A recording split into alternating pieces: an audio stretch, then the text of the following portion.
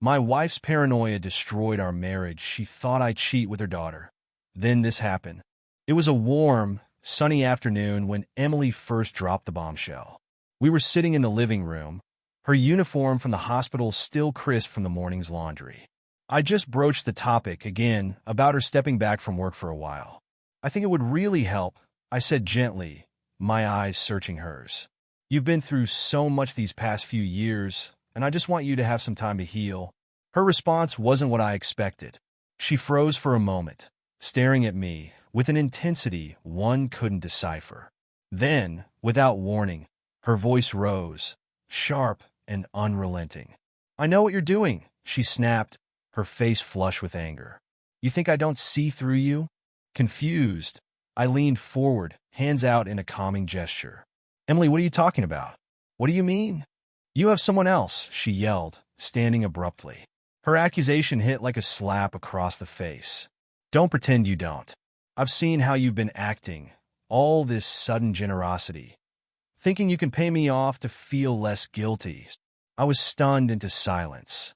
It took a second to process her words, and when I finally spoke, my voice cracked with disbelief. "Emily, that's not true," I said, reaching for her hand. She yanked it away, her glare cutting through me like a blade. "Don't touch me," she cried. "I'm not blind, Ethan. I know." I stood, desperate to bridge the growing chasm between us.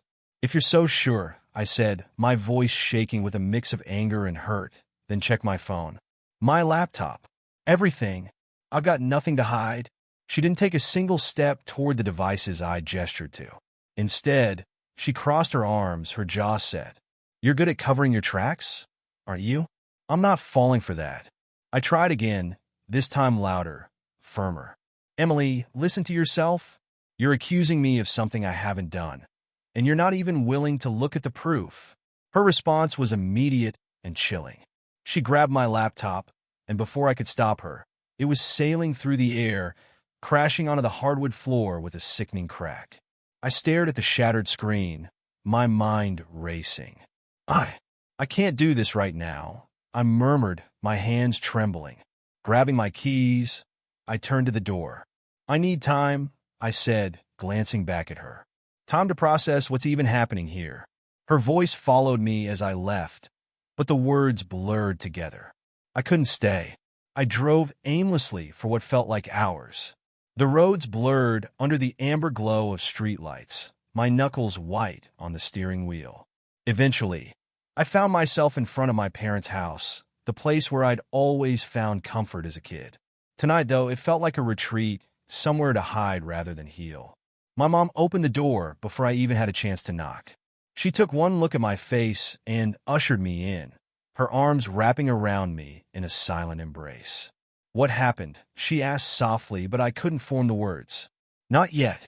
My dad appeared in the hallway, his brow furrowed as he took in the scene. "Ethan," he called, his voice steady and reassuring. "You okay, son?" I shook my head, dropping my keys onto the entryway table with a metallic clatter. "I just need to be here for a while," I said, my voice low. "I'll explain later." They didn't press. That was one thing I always appreciated about them. They gave me space when I needed it. I retreated to my old room, which still held faint remnants of my childhood. A dusty shelf of baseball trophies, faded posters of sci-fi movies I'd outgrown. Sitting on the edge of the bed, I finally let myself think about the events of the day. Emily's accusations echoed in my head, relentless and absurd. What had triggered this? Was it something I said, something I did? I replayed our conversations from the past week, but nothing stood out. The next morning, I woke to the smell of coffee wafting through the house. My mom was at the kitchen table, her hands wrapped around a mug, waiting for me. She didn't say a word, just slid a fresh cup across the table. "I need time," I said finally, breaking the silence. "Emily she thinks I'm cheating on her." My mom's eyes widened in shock, but she quickly masked it with concern. "That doesn't sound like her," she said cautiously. "Did something happen to make her think that?" "I don't know," I admitted, my hands tightening around the cup. I offered to help her take time off work because she's been so burned out. Somehow, that turned into this.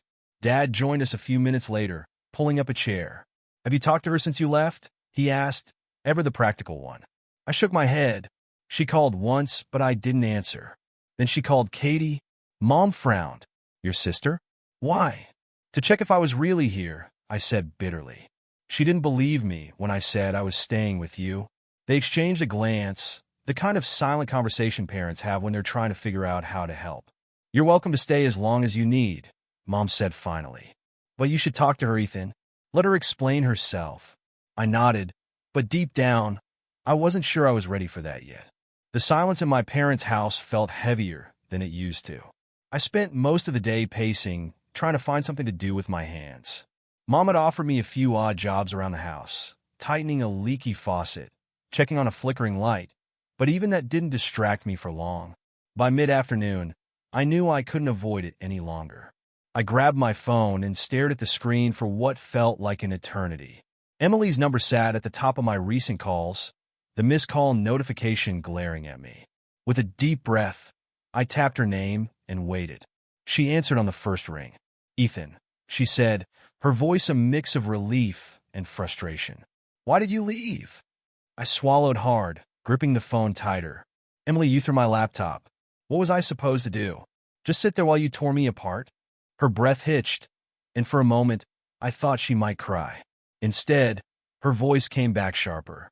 You left me alone to deal with this. Do you have any idea how that made me feel? Feel? I repeated, incredulous. Emily, you accused me of cheating. You wouldn't even look at my phone or my accounts when I offered. What else could I do but leave? There was a long pause on the other end. When she spoke again, her tone was softer, but no less strained. I know what I saw, Ethan. You've been distant lately, and then someone told me. Someone? I interrupted. Who? Who told you I was cheating? Her hesitation was telling. A friend at work, she admitted finally. She said she saw you with another woman. I laughed bitterly. A friend at work? Really, Emily? And you just believed her without asking me? It wasn't just her. Emily snapped, her frustration bubbling back to the surface. There have been signs, Ethan. You've been acting differently. You're more secretive, and then this sudden push from me to quit my job, it all adds up. I couldn't believe what I was hearing. Emily, I've been working from home. I'm with you practically every hour of the day. When would I even have the time to cheat? She didn't answer, and the silence stretched between us like a chasm. Finally, she said, I'm sorry about the laptop. I shouldn't have done that. I sighed, pinching the bridge of my nose. Emily, I want to work through this, but I can't if you won't even trust me. I need you to take a step back and think about everything that's happened. Does any of this really make sense to you? Her voice was small when she replied. I don't know. That was the hardest part to hear. Not an apology. Not even an admission that she might be wrong. Just uncertainty. I need more time, I said quietly. I can't come back yet. Fine, she said after a moment. But this isn't over. She hung up before I could respond, leaving me alone again in the quiet house, the weight of her words pressing down on me. The days at my parents' house started to blur together. I threw myself into helping out wherever I could, repairing the rickety fence in the backyard, organizing the cluttered garage. Anything to keep my mind from spiraling. My mom made sure I ate, even when I wasn't hungry, and my dad gave me space, occasionally joining me in the garage to tinker with tools in comfortable silence. But peace didn't last long. A few days after my call with Emily, my sister, Katie showed up unannounced. She breezed into the house like she owned the place, her dark hair tied back in a messy bun and a no-nonsense look on her face. You've got to fix this, Ethan, she said without preamble, dropping her bag onto the kitchen table. Emily's unraveling. I glanced up from my mug of coffee, caught off guard by her abruptness. Nice to see you too, Katie. I'm serious, she insisted, crossing her arms. She called me again last night. She's convinced herself that you've been sneaking around with some mystery woman. I sighed, rubbing a hand over my face. I already told her to show me this so-called proof, and she refused. What am I supposed to do? Katie grabbed a chair and sat across from me, leaning forward. I don't know, Ethan, but she's not just suspicious, she's angry. And when Emily gets like this, well, you know how stubborn she can be. Believe me, I know, I muttered, staring into my coffee. She softened a bit, reaching out to touch my hand. I'm not saying you should apologize for something you didn't do, but you need to figure out how to calm her down before this gets worse. I gave a humorless laugh. It's already worse, Katie. She's ready to bring in a lawyer. Did she tell you that? She's so sure I'm guilty. She's talking about involving attorneys. Katie's expression shifted from concern to outright alarm. A lawyer? Are you serious? Dead serious, I said. She said she'd give her evidence to her lawyer instead of showing it to me. She leaned back in her chair, letting out a low whistle. This is bad. Really bad. Thanks for the pep talk, I said dryly, standing to refill my coffee. But when I turned back, Katie's expression was one I hadn't seen in a long time. Determined, like she was planning something.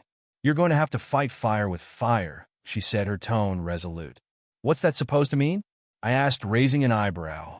I mean, if she's pulling in outside opinions, you might need to as well. Someone neutral. A therapist, a mediator, something. If she won't listen to you, maybe she'll listen to a third party. I hesitated, mulling over her suggestion. It wasn't a terrible idea, but the thought of dragging a stranger into our personal mess made my stomach churn. Still, Emily's escalating paranoia wasn't something I could tackle alone. I'll think about it, I said finally. Katie nodded, standing to grab her bag. Good? But don't wait too long, Ethan. The longer this drags on, the harder it's going to be to fix. She left me with that ominous warning, her words echoing in my mind as I tried to figure out what the next step should be. Emily didn't wait long to escalate things. For days after Katie's visit, she showed up at my parents' house unannounced. I had just come in from the backyard, sweat-soaked from pruning some overgrown hedges, when I heard her voice in the living room. Ethan, she called sharp and direct. We need to talk. Mom was sitting in her armchair, knitting as if nothing unusual was happening. When I walked in, she gave me a look that said, handle this, but don't make a scene in my house. I grabbed a towel to wipe my hands and gestured for Emily to step outside. The tension in the room was suffocating. Once we were on the porch, I leaned against the railing, crossing my arms. What's this about? I asked, trying to keep my tone neutral. She wasted no time. I know you're going to deny it again, but I have proof now. Something inside me snapped. I stood up straighter, my eyes narrowing. Then let's see it, Emily. If you have proof, show me. Her confidence wavered for a moment, but she pulled out her phone and scrolled for a few seconds before thrusting it toward me. I took the device and stared at the screen. It was a blurry photo of me at a cafe, sitting across from a young woman. My heart sank as I realized who it was. That's Hannah, I said, my voice flat. Her eyes narrowed. Don't try to twist this, Ethan. She looks nothing like Hannah. Don't think I don't know who she is. I stared at her, completely dumbfounded. Emily, that is your daughter. Our daughter. She blinked, her mouth opening slightly before she clamped it shut again. She doesn't look like, she stammered. She doesn't look like the 5-year-old girl you brought into my life 16 years ago. I interrupted, my voice rising. She's an adult now, Emily. She's in college. Of course she looks different. Emily's face turned crimson. For a moment, I thought she might finally understand the absurdity of her accusation. But then she took a deep breath, her expression hardening again. Even if it is Hannah, she said, her voice trembling. Why didn't you tell me you were meeting her? I threw up my hands in frustration, because I didn't think I needed to give you a play-by-play of every conversation I have with my stepdaughter. She called me to grab coffee and talk about her internship. That's it. She folded her arms, her eyes darting away as if searching for a new angle. You should have told me, she muttered. I can't believe this, I said, shaking my head.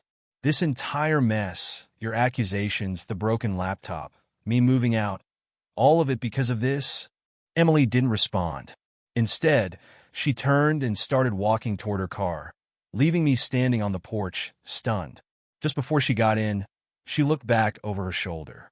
We're not done, she said, her voice icy. There's still more I need to figure out. I didn't have the energy to argue. I watched her drive away, a sinking feeling in my gut. This wasn't over, not by a long shot. A week passed, and though I tried to focus on my work and help out around my parents' house, the tension with Emily lingered like a dark cloud. Then, one morning, my phone buzzed with a text message from her. Emily, we need to talk. Come by the house tonight. Hannah will be there too. The mention of Hannah gave me pause. She hadn't spoken much about the situation, but I knew she'd been caught in the middle. If Emily wanted a family discussion, it had to mean something, right? Maybe this was her way of admitting she'd overreacted.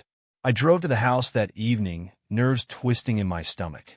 The place felt strangely unfamiliar, even though it had been my home for over a decade. The lights were on in the living room, and through the window, I saw Emily pacing, her phone clutched in one hand. Hannah sat on the couch, arms crossed, her face unreadable. When I stepped inside, Emily stopped pacing and turned to face me. Her expression was a mix of anger and unease. "Thanks for coming," she said curtly. I nodded, glancing at Hannah. She gave me a small, tired smile, but it didn't reach her eyes. "So," I began, breaking the tense silence. "What's this about?" Emily gestured to the couch, and I reluctantly sat down, leaving a gap between us. "I've been talking to some people," she started, her tone defensive. "My family, my colleagues, they think we need to lay everything out and deal with this once and for all." I frowned. "Emily, the only people who should be involved in this conversation are the ones sitting in this room. Your family and co-workers don't know the first thing about our marriage. That's rich coming from someone who's been hiding things," she shot back. Hannah's voice cut through the tension. "Mom, stop." We both turned to look at her. She leaned forward, her hands clasped tightly in her lap. "This is ridiculous. I'm the other woman you've been obsessing over. Don't you see how crazy this is?" Emily flinched, her expression shifting to one of hurt. "Hannah, you don't understand. There have been signs, things I can't ignore." "Signs?" Hannah's voice rose in disbelief. "You're accusing Dad," she caught herself, glancing at me apologetically. "Ethan, of cheating based on gossip and paranoia. Do you know how humiliating it was when you confronted me about that picture?" I blinked in surprise. "She confronted you?" Hannah nodded, her face reddening. "She called me at school, demanding to know why I was meeting you in secret. Like I'm some kind of a homewrecker." Her voice cracked, and she quickly looked away. "Hannah, I didn't mean," Emily began, but Hannah cut her off. "Yes, you did. You've been spiraling ever since you started talking to Grandpa and Aunt Carol again. They've been filling your head with garbage about Ethan and me." Emily's face hardened. "They're my family, Hannah. They're just trying to protect me." "Protect you from what?" I said, unable to stay quiet any longer. "From the husband who's been nothing but loyal to you? From your daughter, who's been caught in the crossfire of your paranoia?" Emily's lips trembled, but she didn't respond. The silence stretched on, heavy and suffocating. Finally, she stood and turned away, her shoulders slumping. I don't know what to believe anymore," she whispered. Hannah stood, her voice firm. "Believe the people who love you. Because if you keep pushing us away, there won't be anyone left." Her words hung in the air, and for the first time, Emily seemed to falter. But she didn't apologize, didn't ask for forgiveness. She just walked upstairs, leaving Hannah and me alone in the room. Hannah sighed, sinking back onto the couch. "I'm sorry," she said softly. "I didn't mean to drag you into this." "You didn't," I said, putting a hand on her shoulder. "This isn't your fault." We sat in silence for a while, the weight of everything pressing down on us. For the first time, I began to wonder if there was any way to salvage what was left of my marriage, or if it was already too late. The days following the confrontation were eerily quiet. Emily didn't call, and I wasn't sure if that was a sign of progress or a sign that things were crumbling further. Hannah stayed with me in my parents' house for a few nights, trying to escape the tension at home. She seemed more at peace here, but her lingering worry for her mom was clear. Then late one night, my phone buzzed with a text. It was from Emily. "Emily, we need to talk. Just us." Against my better judgment, I agreed.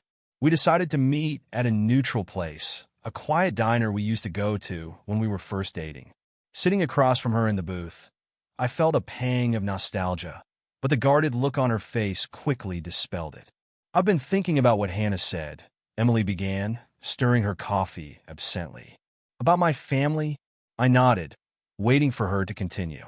"They've been reaching out more lately," she admitted. "It started during the pandemic. I was so burned out, and they were comforting in their way."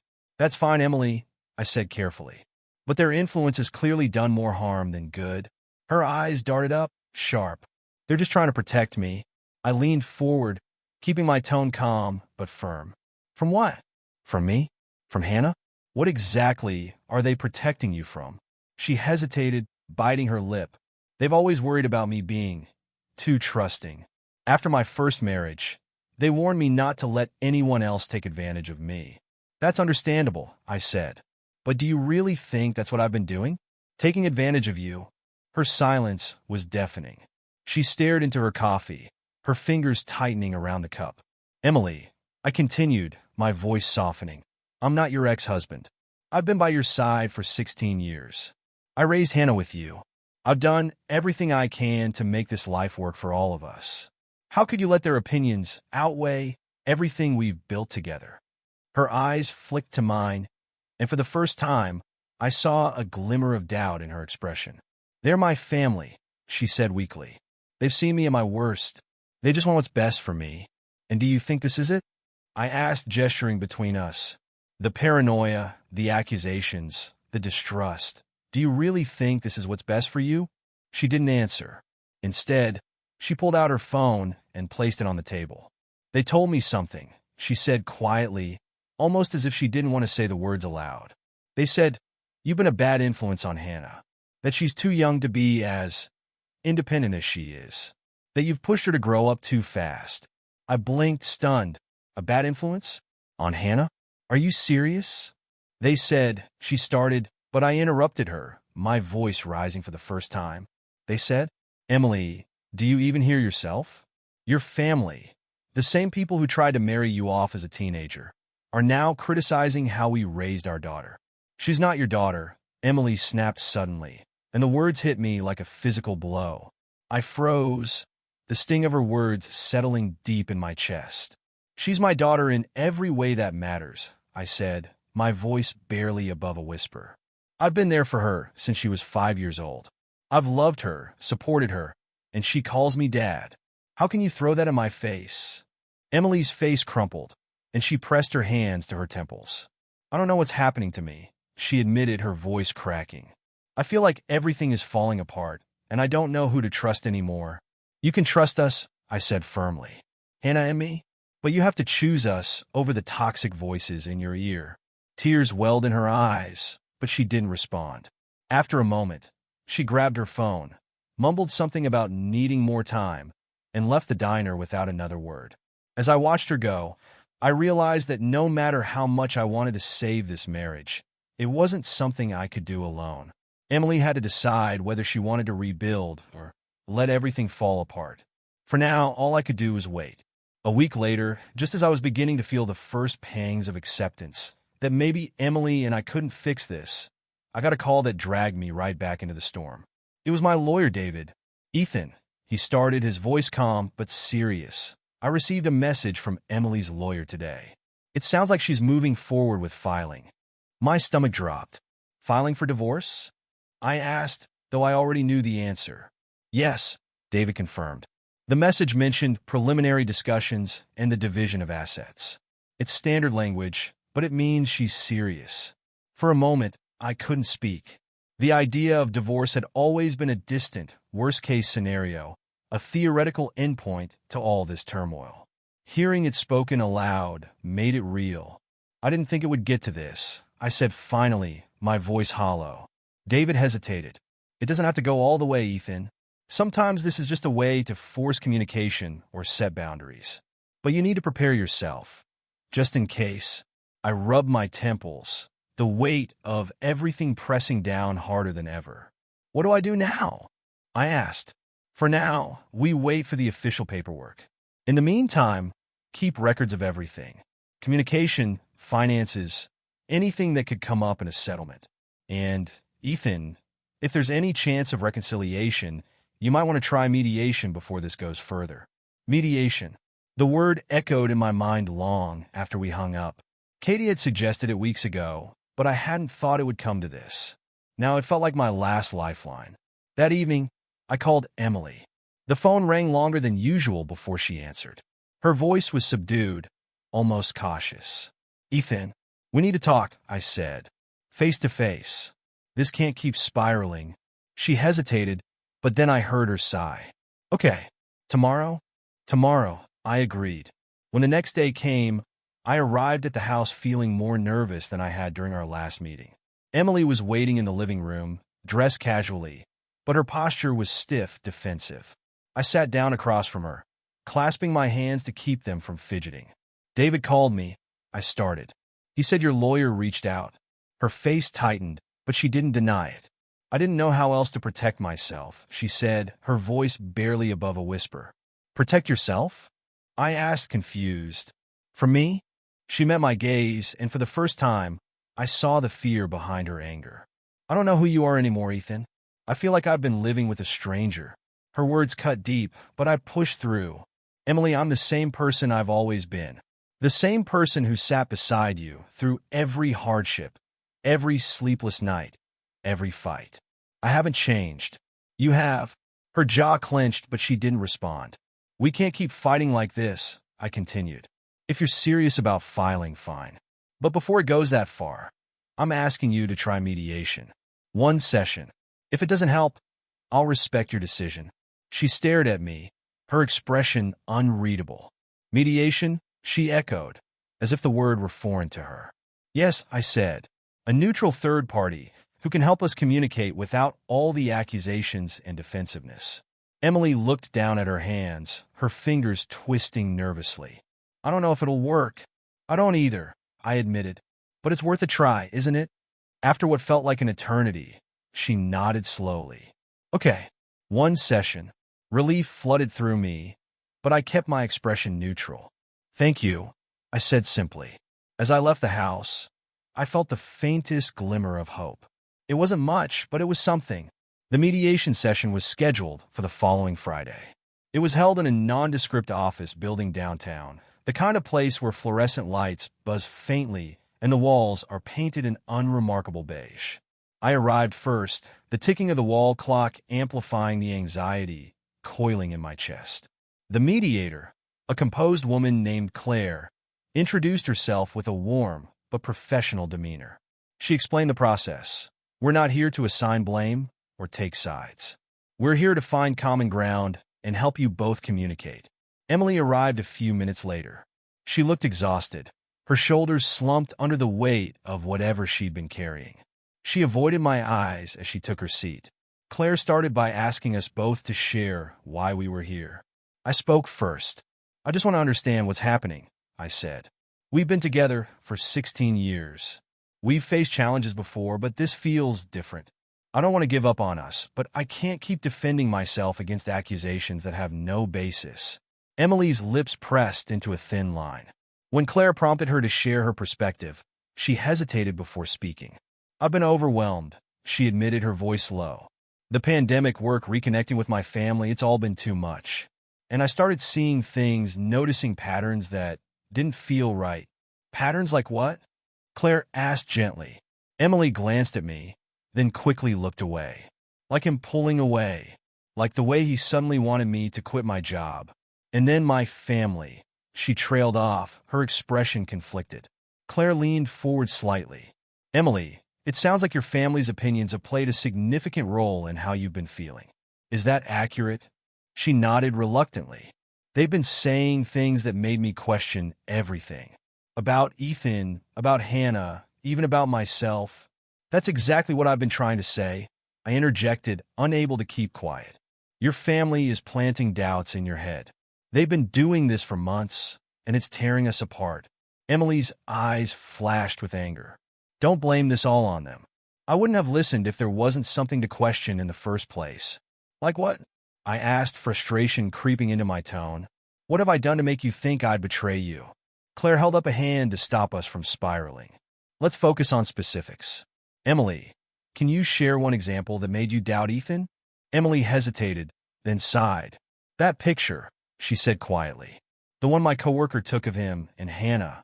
At first, I didn't know it was her, and it looked suspicious. I took a deep breath, trying to keep my voice steady. Emily, I've explained that already. It was Hannah, your daughter. Why is this still an issue? It's not, she admitted, though she wouldn't meet my eyes. But once I started questioning things, it was hard to stop. Claire nodded thoughtfully. Emily, it sounds like your feelings of doubt spiraled after that incident. Is that fair to say? Emily nodded again, her hands twisting in her lap. Ethan, how did it feel to be accused of something you didn't do? Claire asked. I hesitated, unsure how much to share. It felt insulting, I said finally. But more than that, it felt like everything I've done for our family, every moment, every sacrifice was being erased. Like none of it mattered. Emily flinched, her face crumpling slightly. I didn't mean to erase anything, she said, her voice barely audible. Claire let the silence hang for a moment before speaking. It seems like there's a lot of pain here, but also a desire to move forward.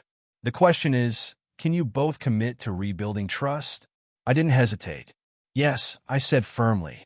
Emily looked down, her fingers fidgeting with the hem of her sleeve. After a long pause, she whispered, I don't know how. Claire leaned in, her tone encouraging. That's okay, Emily. Admitting you're unsure is a good start. The important thing is being willing to try. The session ended with no clear resolution, but it felt like a step forward. As we left the office, Emily paused in the hallway. I don't know if this will fix anything, she said, her voice tinged with doubt. It's a start, I replied. That's all I'm asking for. She nodded, her expression unreadable, and walked away without another word. I watched her go, wondering if this fragile progress would hold, or if it would shatter under the weight of everything still unresolved. The days following the mediation felt tentative, like walking on a frozen lake, unsure if the ice would hold or give way. Emily and I exchanged occasional texts, short, careful messages about logistics or updates on Hannah. But the emotional distance between us was still vast. Hannah, on the other hand, had started to open up more. She stayed at my parents' house most nights, finding solace in the familiar chaos of my mom and dad bustling around. One evening, as we sat on the back porch under a blanket of stars, she finally broke the silence. Do you think Mom's okay? She asked hesitantly. I looked at her, startled by the question. What do you mean? She shrugged, her gaze fixed on the dark horizon. She hasn't been herself lately.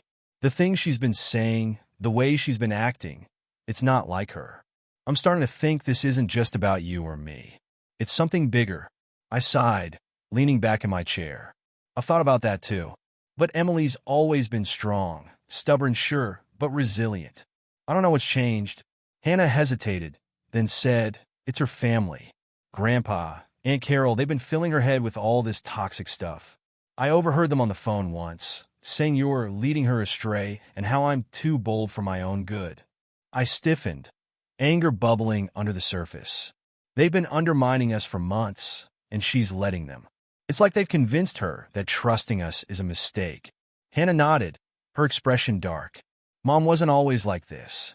She used to stand up to them. Do you remember when they tried to push her into that awful remarriage idea years ago?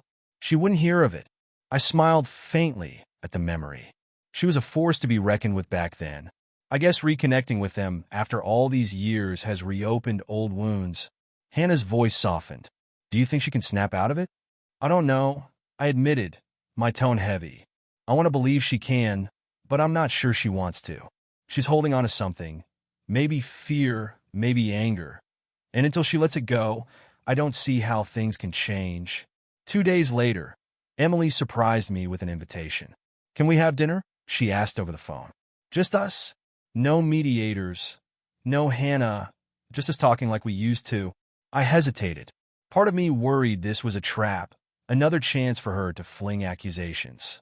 But another part, the one still clinging to hope, wanted to believe she was reaching out. Okay, I said finally. Where and when?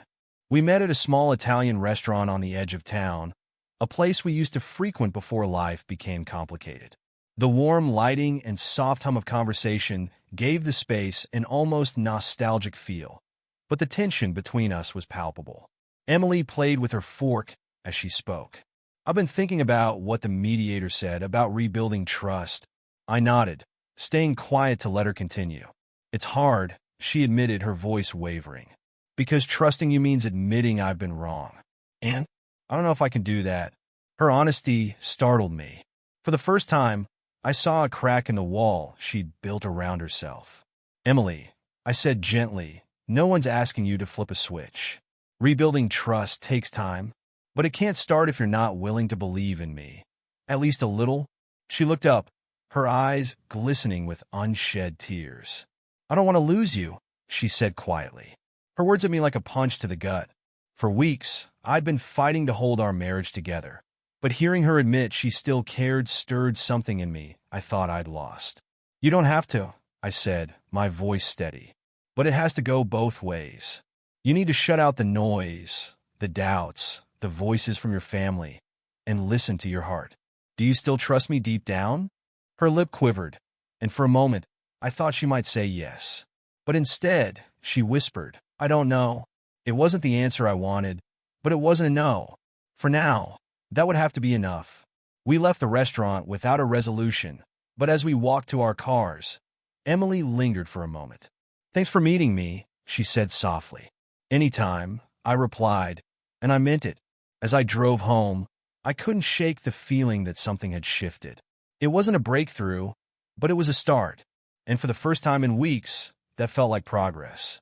The fragile progress from dinner lingered in the air, but it wasn't enough to erase the doubts or bridge the distance between Emily and me.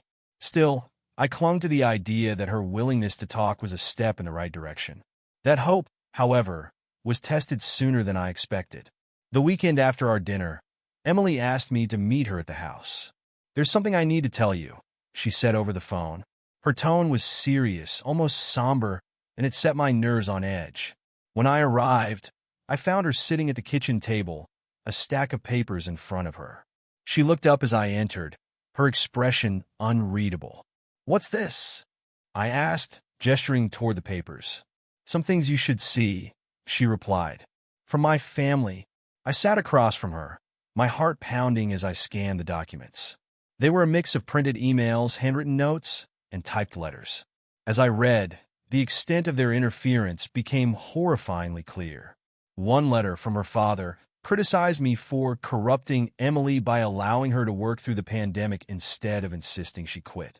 Another email from her cousin Carol accused me of using Hannah to manipulate Emily into staying dependent. Every piece was laced with a venomous undercurrent, painting me as an untrustworthy outsider who didn't share their values. "You believe this?" I asked, my voice low and tight with anger. Emily flinched, but didn't answer immediately. "I did," she admitted finally. "At least part of me did. It's why I started questioning everything. They made it sound so logical." "Logical?" I repeated, incredulous. "Emily, this isn't logic. It's poison. They've been feeding you doubts and lies because they can't control you anymore." Her head dropped into her hands. "I know," she whispered. "I see that now, but it's hard to unhear it all. They're my family, Ethan. Cutting them out isn't as simple as you think." I leaned forward, forcing myself to keep my tone steady. "No one's asking you to cut them out completely. But you need boundaries, Emily. You need to stop letting them dictate your life and our marriage." She looked up, her eyes brimming with tears. "Do you know how hard that is? After everything I've been through with them, they're still my safety net. When I felt like I was drowning during the pandemic, they were the only ones who reached out." I exhaled slowly, trying to stay calm. "I get that they gave you comfort when you needed it. But comfort doesn't mean control. You can't let them destroy what we've built together." Emily didn't respond immediately. She wiped her eyes and stared down at the table. "What do I do then?" she asked softly. I hesitated, unsure if she was genuinely asking for guidance or just voicing her frustration. "You start by choosing," I said carefully. "Do you want to rebuild this marriage? Or do you want to let their influence pull us apart?" Her lips parted as if to speak, but no words came out. The silence stretched on, heavy and suffocating. Finally, she nodded, though it was hesitant. "I want to try," she said, her voice barely audible. "But I don't know how to block them out completely." "Not yet." I reached across the table, covering her hand with mine. "That's all I'm asking for," I said. "To try. To trust me again. We can figure the rest out together." She didn't pull away, and for the first time in weeks, I felt a flicker of connection. It wasn't a resolution, but it was something to hold on to. Later that night, As I lay awake in my parents' guest room, I thought about the stack of papers and the damage they'd caused. Emily had taken a step toward me, but I knew her family wasn't going to back down.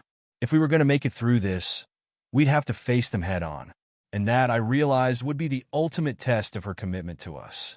When Emily told me her father and Carol wanted to meet us for dinner, I hesitated.